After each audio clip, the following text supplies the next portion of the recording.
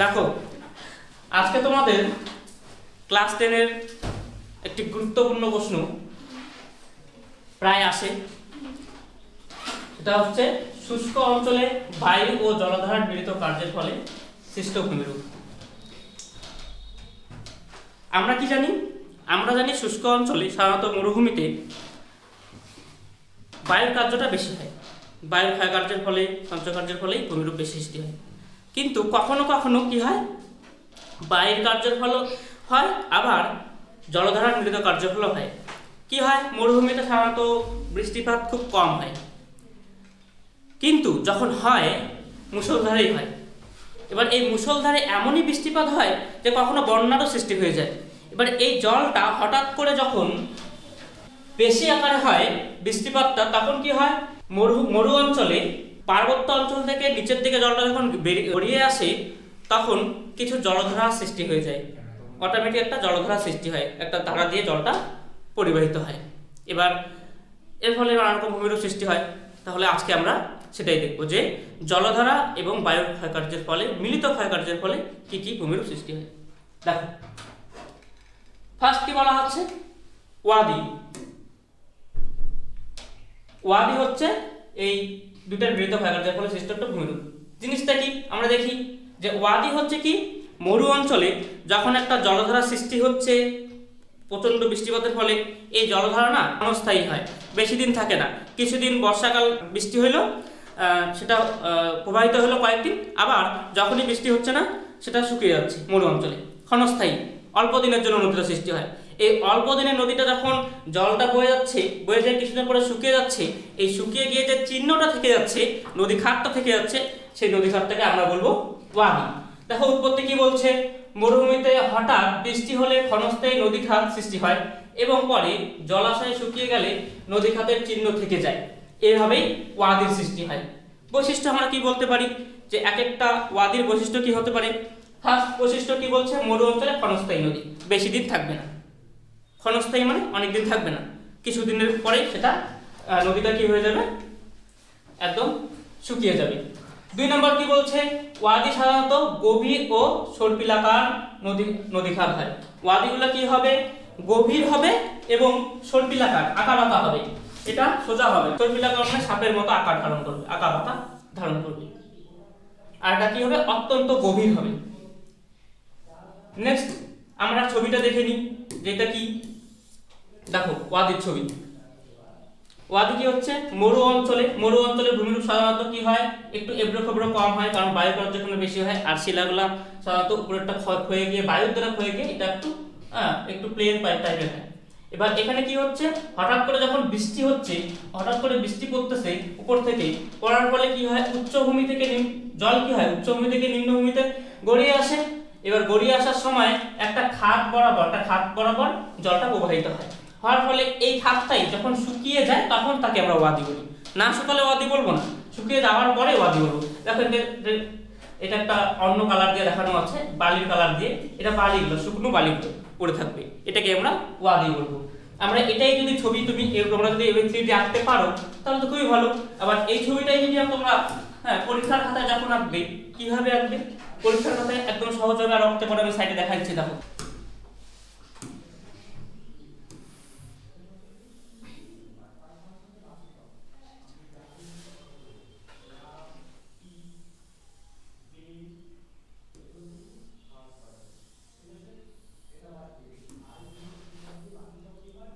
একটা 3D এভাবে আগে এঁকে দিবি, তারপরে কি, এরপরে ভূমিরূপটা, নদীটা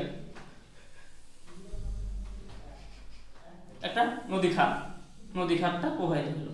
হওয়ার পরে কি হয়, নদী খাতটা তো কেটে যাবে না, এটা নদী খাতটা কি হয়, ক্ষয় করে নিচের দিকে নেমে যায়। ক্ষয় করে নিচের দিকে নেমে গেলে এটা আমাদের কেটে দিতে হবে। এটা হচ্ছে আমাদের নদী খাত। এটা আমরা নীল কালি দিয়ে দিলে আরো ভালো হয়।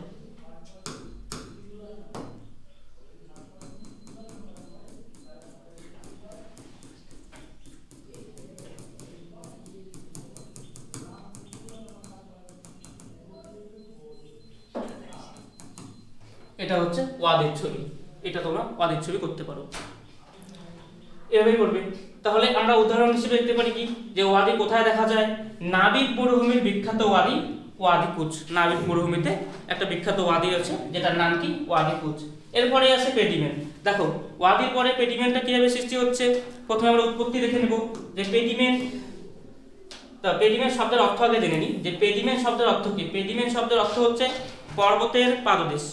আমরা ওয়াদির শব্দ অর্থটা আমরা বলতে ভুলে গেছি, আমি দেখে নাও ওয়াদি মানে কি। ওয়াদি একটা চলো না, ওয়াদি একটা আরবি শব্দ।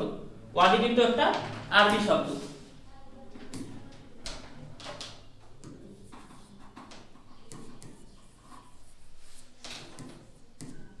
ওয়াদি এটা কি একটি আরবি শব্দ।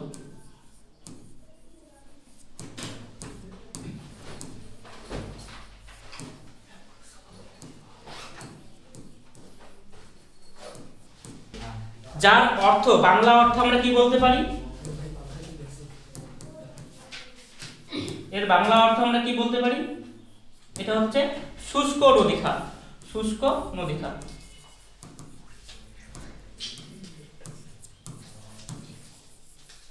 এটা নদীর চিহ্ন থাকবে কিন্তু জল থাকবে না। তাহলে দেখো এটা আমি বলতে ভুলে গেছিলাম।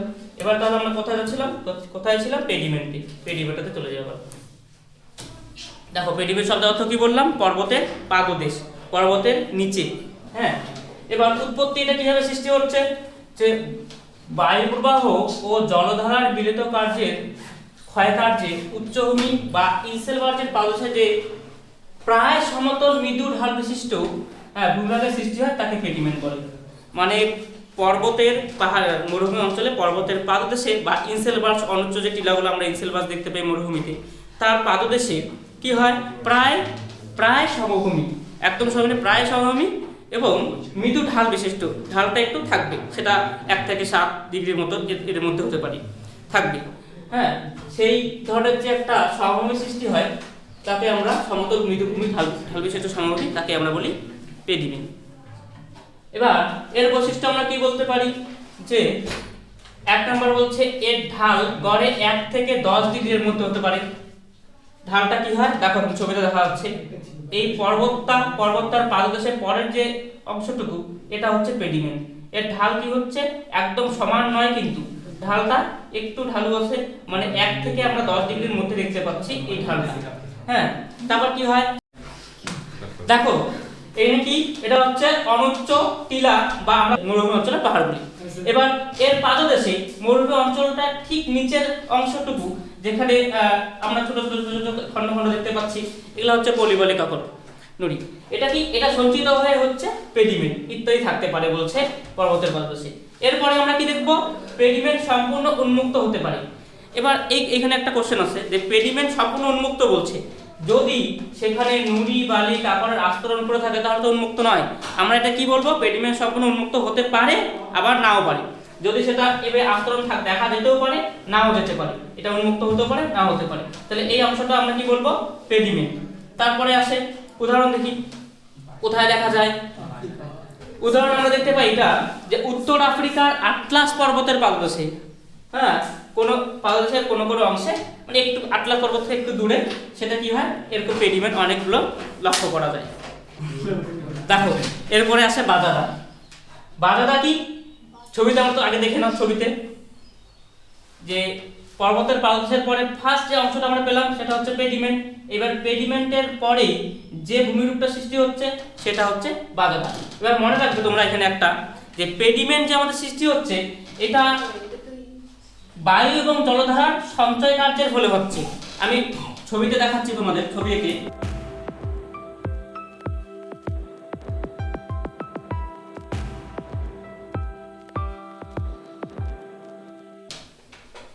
এটা উচ্চ পার্বত্য ভূমি। এবার পর্বতের যে শিলাটা করতে হয়, পর্বত এটা হলো শক্ত কঠিন একটা শিলা দিয়ে তৈরি, এর উপরে পেডিমেন্ট তৈরি হয়। কিন্তু এবার পর্বতের পাদদেশে যে পেডিমেন্টটা তৈরি হচ্ছে, দেখো এখানে যদি জলধারা সৃষ্টি হয়, ওয়াদিগুলো সৃষ্টি হয়, তাহলে কি হবে, এখান থেকে নুড়ি বালি কাপড়গুলো সব ক্ষয় হয়ে আসবে। ক্ষয় হয়ে এসে এদিক দিয়ে আবার নদীর অবঘর্ষক হয়ে এই পেডিমেন্টটাও ক্ষয় করবে। ক্ষয় করে এই ভূমিটা যদি এবড়ে খেবড়েও থেকে যায় হ্যাঁ এবড়ো খেবড়ো থেকে যায়, এবার নদী ক্ষয় করছে, এর ফলে আবার অবকর্ষ ক্ষয় হচ্ছে, নুড়ি বালি কাকড়গুলো যে পরিবাহিত হচ্ছে সেগুলোর দ্বারা নদীটা অবক্ষয় হচ্ছে। অবক্ষয়ের মধ্যে কি হচ্ছে, এটা প্লেন হয়ে যাচ্ছে, এই জন্য এটা আমরা প্লেন দেখতে পাই, অতটা এবড়ো খেবড়ো দেখতে পাই না। এবার ক্ষয়জাত ভূমিরূপ এটা কেন ক্ষয়জাত, কারণ ক্ষয় হয়ে এই ভূমিরূপটা সৃষ্টি হচ্ছে পেডিমেন্টটা, এই জন্য এটা কিন্তু ক্ষয়জাত ভূমিরূপ। বায়ু এবং জলধারার ক্ষয় কার্যের ফলে, মিলিত ক্ষয় কার্যের ফলে এই পেডিমেন্ট সৃষ্টি হচ্ছে। আবার বাজাদা, যখনই এই নদীটা এখানে ক্ষয় করে যে নুড়ি বালি কাকড়গুলো নিয়ে আসছে, সেটা কি হচ্ছে, সেটা আসে পরের যে ভূমিরূপটা যেটা আমরা বাজাদা বলি সেখানে সঞ্চিত করছে। তাহলে এটা হচ্ছে কি, এটা নুড়ি বালি কাকড় দ্বারা সঞ্চিত একটা ভূমিরূপ, নুড়ি বালি কাকড় দ্বারা সঞ্চিত ভূমিরূপ জন্য এটাকে আমরা বলতে পারি, যদি প্রশ্ন আসে শর্ট কোশ্চেন 1 নম্বরে, যে বাজাদা কি বায়ু এবং জলধারার ক্ষয় কার্যের ফলে না সঞ্চয় কার্যের ফলে সৃষ্টি হয়, আমরা বলবো সঞ্চয় কার্যের ফলে। বাজাদা সঞ্চয় কার্যের ফলে, তার আগের যে ভূমিরূপ পেডিমেন্ট এটা কিন্তু সঞ্চয় কার্য না, এটা ক্ষয় কার্যের ফলে। ওয়াদি থেকে জলগুলো আসার সময়, হ্যাঁ জলগুলো আসার সময় এখানে ক্ষয় করে যে নুড়ি বালি কাকড়গুলো পায় সেগুলো সব সঞ্চিত করে কোথায়, এই পরের অংশটা, প্লায়ার আগের অংশ। এখানে একটা আমরা খাদ দেখতে পাই, প্লায়া বলি আমরা যাকে, মরুভূমিতে সেই হ্রদগুলো দেখা যায়। হ্যাঁ এই যে প্লায়া, এটা প্লায়া হ্রদ মরুভূমিতে দেখা যায়, তার ঠিক আগের অংশটা হচ্ছে বাজাদা, যেটা সঞ্চয় কার্যের ফলে সৃষ্টি হচ্ছে। তাহলে মনে থাকবে এটা। তাহলে বলো এবার, যে পেডিমেন্ট ক্ষয় কার্যের ফলে না সঞ্চয় কার্যের ফলে সৃষ্টি হয়, পেডিমেন্ট ক্ষয় কার্যের ফলে। আবার বাজাদা ক্ষয় কার্যের ফলে না সঞ্চয় কার্যের ফলে। আমি কি বললাম, এখানে সঞ্চয় কার্যের ফলে নুড়ি বালি কাকড়গুলো সঞ্চিত হয়ে এটা সৃষ্টি হচ্ছে, তাহলে সঞ্চয় কার্যের ফলে না ক্ষয় কার্যের ফলে, সঞ্চয় কার্যের ফলে।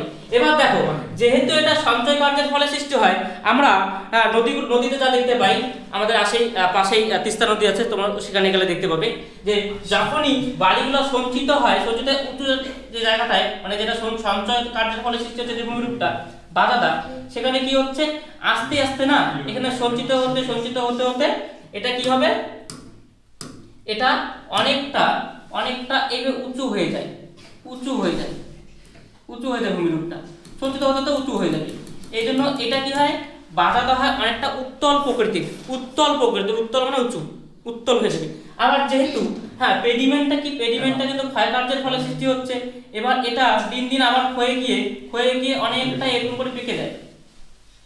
এবার বেঁকে যাচ্ছে কি, মানে আমরা এটাকে কি বলতে পারি, অবতল প্রকৃতির। ক্ষয় কার্যের ফলে পেডিমেন্টটা হয় অবতল প্রকৃতির, আর বাজাদা হয় উত্তল প্রকৃতির, এটা মনে রাখবি।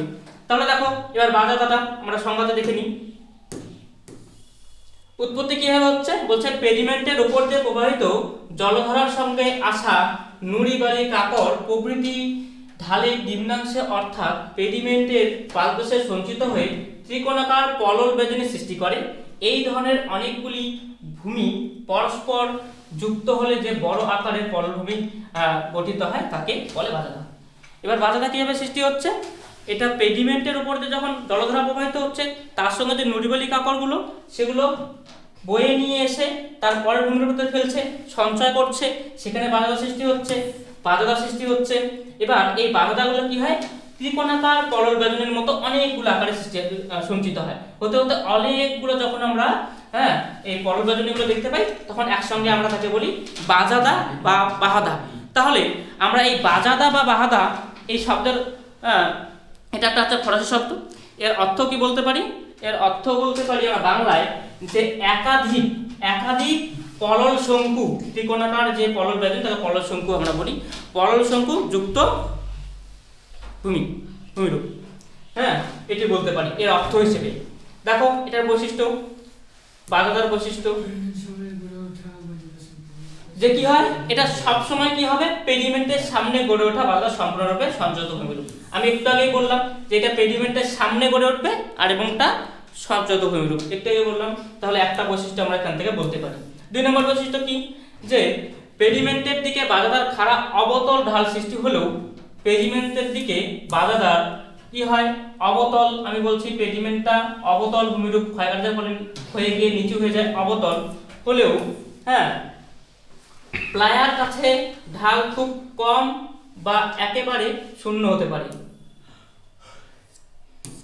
এবার এখানে খারাপ অবতলটা সৃষ্টি হচ্ছে হয়ে এখানে উত্তর হয়ে, আবার যখন প্লায়া, ছবিটা মুছে গেল, প্লায়া হ্যাঁ, প্লায়া গাছে কি হয়, এর ঢাল খুব কম হয়, কারণ প্লায়াতে তো জল যেখান থেকে জলটা সৃষ্টি হয় তার উপরের যে ভূমিরূপটা সেটা কি হয় অনেকটা সমানভাবে থেকে থাকে, জলটা অনেকটা সমান, এর ঢালটা খুব কম বেশি হয় না, যে ওই জন্যই বলছে যে কি এর ঢালটা খুব কম হয় বা শূন্য হতে পারে, না হতে পারে। আমরা কোথায় দেখতে পাই উদাহরণ, আমরা এরকম বাজাদা দেখো, সাহারা মরুভূমি সহ প্রায় সব মরুভূমিতেই বাজাদা দেখা যায়, বাজাদা সব মরুভূমিতে দেখা যায়, কারণ প্রত্যেকটা মরুভূমিতেই আমরা প্লায়া হ্রদ দেখতে পাই। প্লায়া হ্রদ যেগুলো মরুদ্যান বলি, প্লায়া হ্রদের কে আবার ঘিরে কিছু কিছু উদ্ভিদ জন্মায়, কয়েকটা বাড়ি দেখা যায়, আমরা মরুদ্যান বলি মরুভূমির। সেই মরুদ্যানগুলিতেই হ্যাঁ তার আগের যে উচ্চ ভূমিটা মরুদ্যানগুলো যেখানে সৃষ্টি হচ্ছে তার পার্টটা, সেটাই তো আমরা বাজাদা হিসেবে ধরতে পারি। তাহলে বাজাদা কি হয়, প্রায় সব ভূমিতেই দেখা যায়, মরুভূমিতেই দেখা যায়। তাহলে বুঝতে পারলে আজকের এই কোশ্চেনটা, এটা তোমাদের ক্লাস 10-এর এবারের জন্য ভেরি ভেরি ইম্পর্টেন্ট একটা কোশ্চেন। দেখো তাহলে এটা তোমাদের এবারের জন্য ভেরি ভেরি ইম্পর্টেন্ট একটা কোশ্চেন। মাধ্যমিক 2025 সালে কি এসেছিল, যে নদীর সঞ্চয় কার্যের ফলে সৃষ্ট ভূমিরূপ। এবারে তোমাদের এটা আসতে পারে জলধারা এবং বায়ুর মিলিত কার্যের ফলে ভূমিরূপ, আবার নদীর ক্ষয় কার্যটা ইম্পর্টেন্ট, তার মধ্যে একটা অন্যতম কিন্তু এই কোশ্চেনটা খুব ভালো করে পড়বে, হ্যাঁ, এবং ছবি সহ প্র্যাকটিস করবে বাড়িতে। প্র্যাকটিস না করলে, ছবিগুলো ভালো না করলে কিন্তু নাম্বার পাওয়া যাবে না। তাহলে আজকে এইটুকুই, টাটা, বাই বাই।